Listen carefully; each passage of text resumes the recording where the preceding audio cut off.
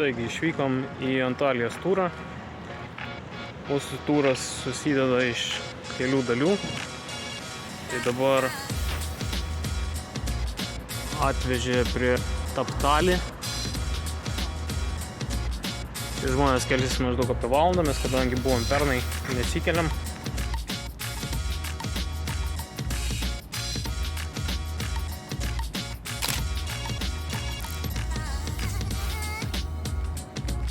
Tai mus paleido prie Burness Mountain. Davė mums valandą laiką pasivaikščioti, einam link paplūdimio. Ir čia jau toks kempingas. Didžiulis kempingas.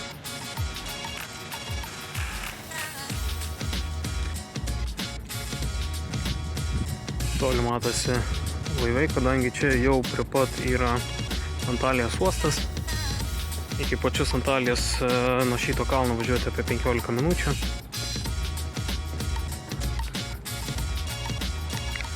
Priėjom paplūdimį.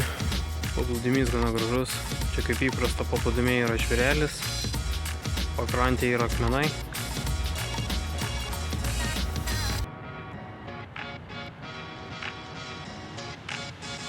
Žvejybiniai laivai čia stovi.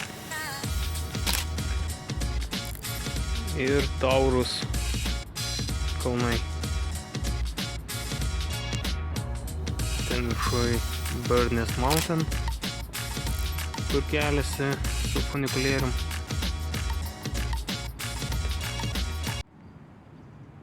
Šitam kempinge pilna visko.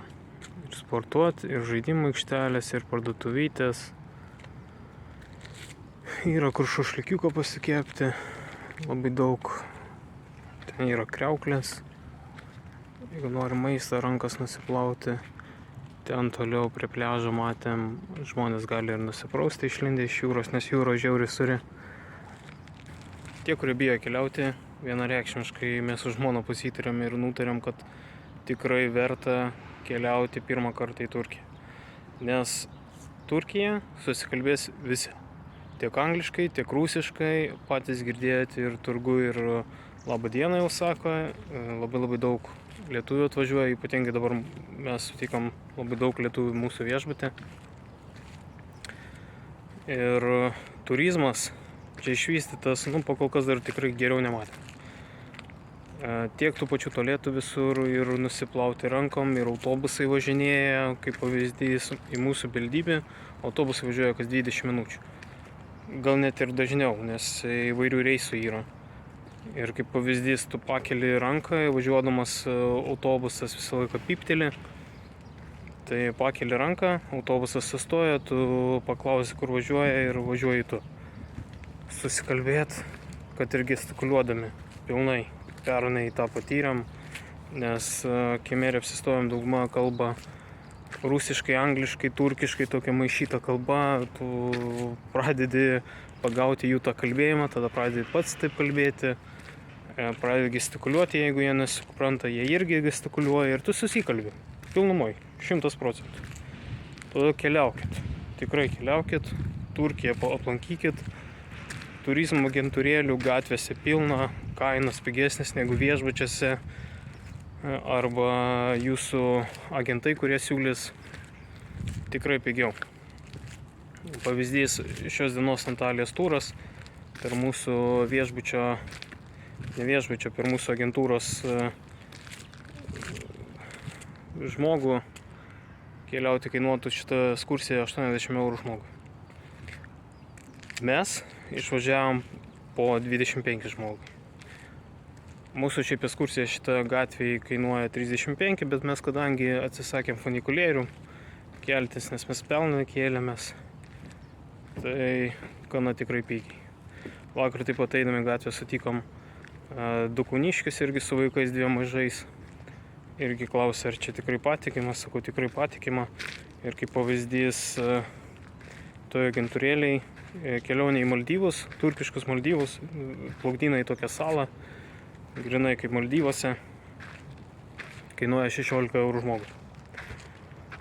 Tai kaip pavyzdys per lietuvį, yra lietuvis toksai, irgi Facebook'e galite susirasti, kuris daro turus kainuoja pas jį berods 30 eurų.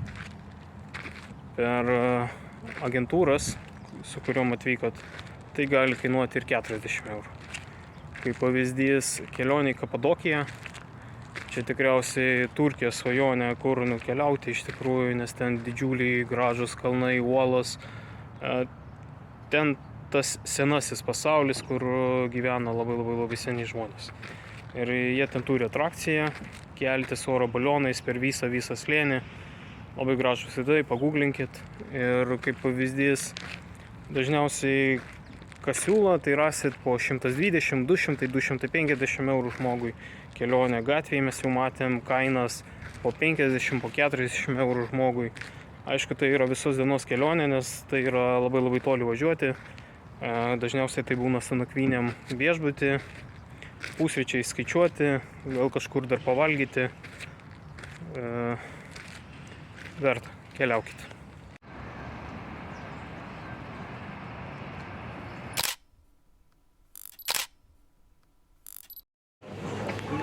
Atvykome į Antaliją, į patį centrą. Antalija šiuo metu yra apgyvendinta 1 400 000 žmonių. Prieš 33 metus, sakė, buvo 300 000 žmonių. Ir tai yra 5. pagal dydį Turkijos miestas. Dabar čia turėsim pietus. Grupė labai greit vaikšto iš tikrųjų. Išlipom iš autobuso, vežimą išsiskleis, jau grupė nuėjus, tai vijamės.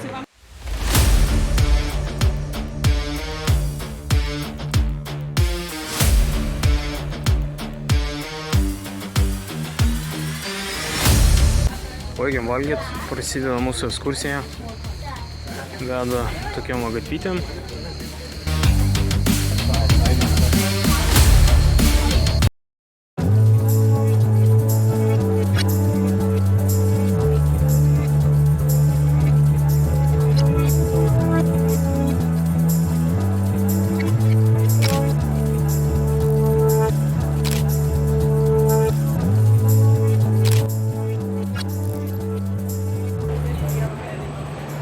Tai yra Antalijos vartai.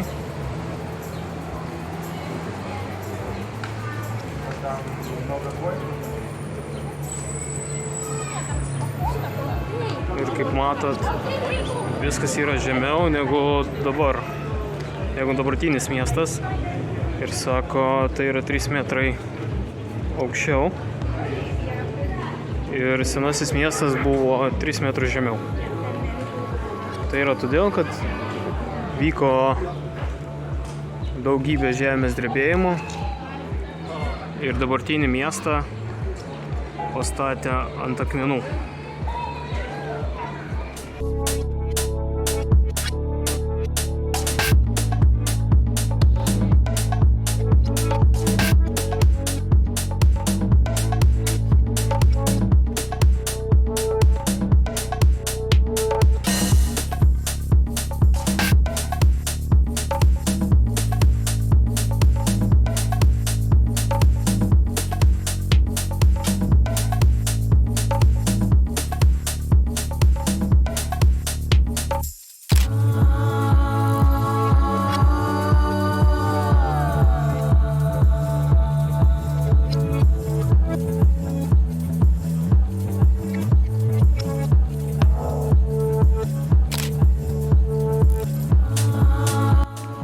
Tai šiuo metu vaikštome po senąjį miestą Antalijos. Jis yra tokio dydžio, kad jeigu visą norint apeiti, šitos visos raizgalynės labirintą, užtruktų 2 dienas. Čia šiuo metu vykdoma 90% vien turizmas, parduotuvytės, yra keletą matomų hotelių.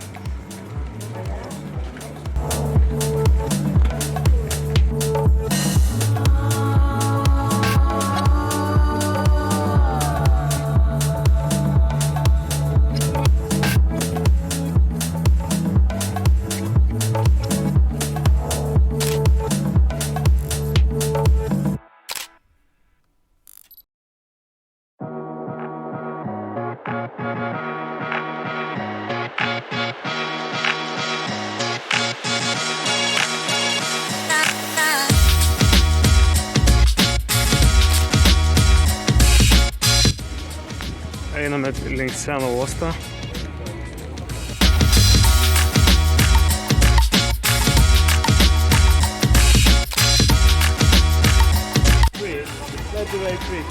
Šitas bokštas yra be restauracijos pastatytas 1230 metais. 99%.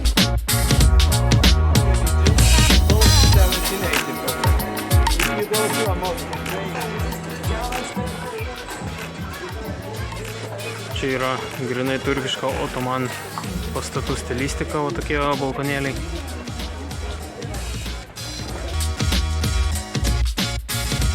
Lankome senajam Antalijos mieste. Einam tokiam mažom gatvytėm, uždangstyti stogai visi, tai vėsiau, nes labai karšta lauke. Už 30 tikrai šiandien.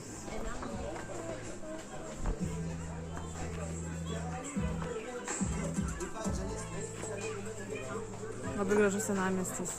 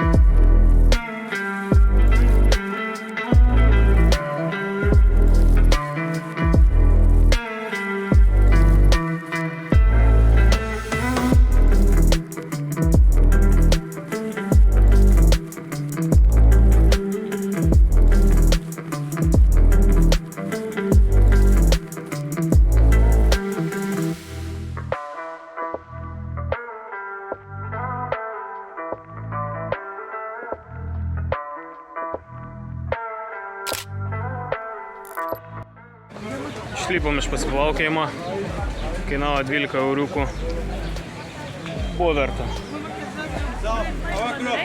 Nėra brangu, vieną waterfallą matėm, senus miesto likučius, visai buvo įdomu. Laukiam lifto. Užkilti iš uosto viršun. Eisim link autobusą.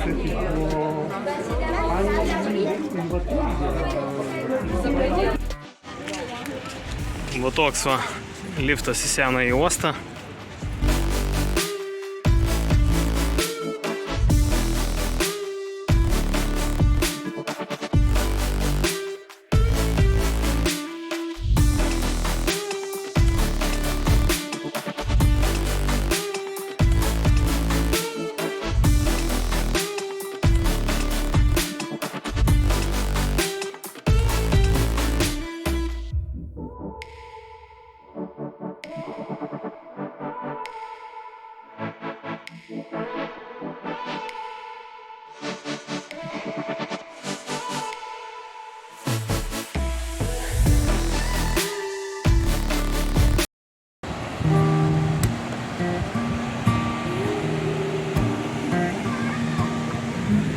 Atvykome į Duden parką ir kaip mums pasakojo, Antalija yra suskirstyta į 6 rajonus. Čia yra Lara rajonas, vienas didžiausių.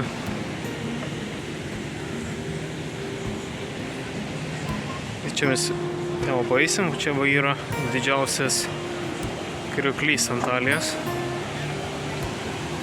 Įspūdingai atrodantis pavasarį, kadangi pavasarį čia būna labai daug lietaus.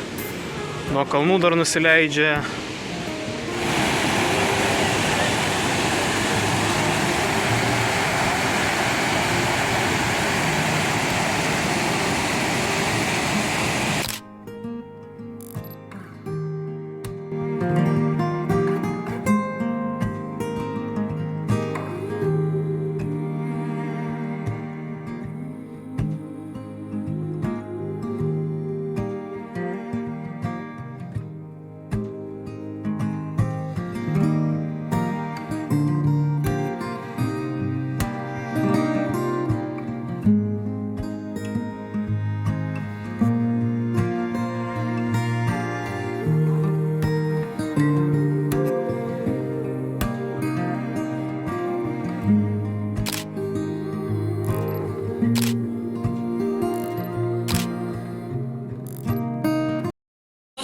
With you, I told the witch doctor I was in love with you, and then the witch doctor he told me what to do. He told me.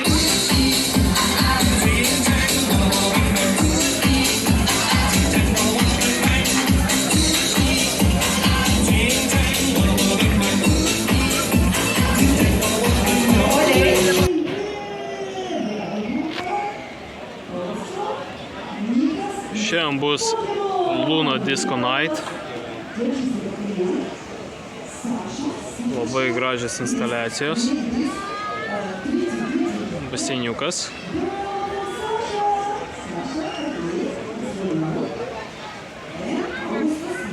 Pravesim, po to parodysim.